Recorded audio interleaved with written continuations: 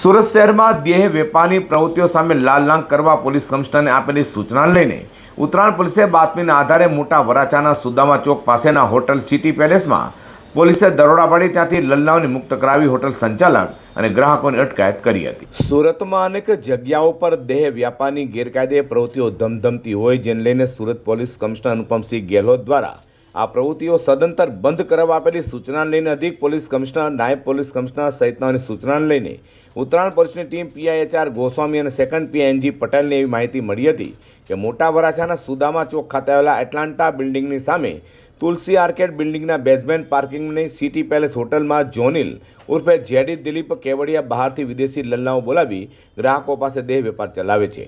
જે માહિતીના આધારે ઉત્તરાયણ પોલીસે તપાસ હાથ ધરી દરોડા પાડી ત્યાંથી હોટેલ સંચાલક જોનિલ ઉર્ફે જેડી દિલીપ કેવડિયા તથા ગ્રાહકો દીક્ષિત દેવરાજ ગોહિલ, નિકુલ બાબુ સુતરિયા, કૌશિક રાજુ મકવાણા અને રોહિત ખીમજી મેનપરાને ઝડપી પાડ્યા હતા। આ અંગે ડીસીપી ઝોન 5 લખદેવસિંહ ઝાલાએ વધુ માહિતી આપી હતી।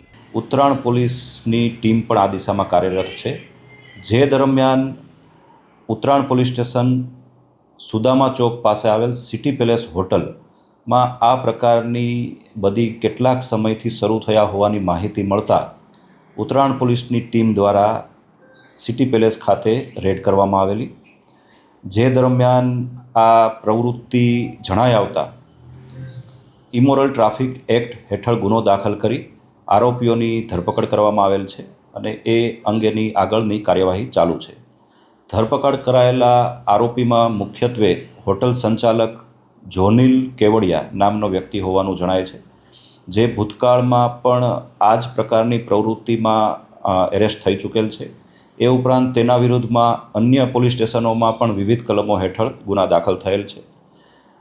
કુલ 4 ગુના અગાઉ આ આરોપી વિરુદ્ધ દાખલ થયેલ હોવાની હકીકત હાલમાં જણાયેલ છે।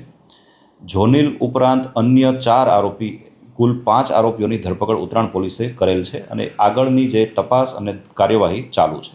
વધુમાં ઝડપાયેલા જોનિલ ઉર્ફે જેડી દિલીપભાઈ કેવડિયા અગાઉ પણ દેહ વેપાર સહિત અનેક ગેરકાયદે પ્રવૃત્તિઓમાં સંડાયેલ હોવાનું અને જેલમાં જે આવ્યું હોવાની પણ કબૂલાત કરાઈ છે।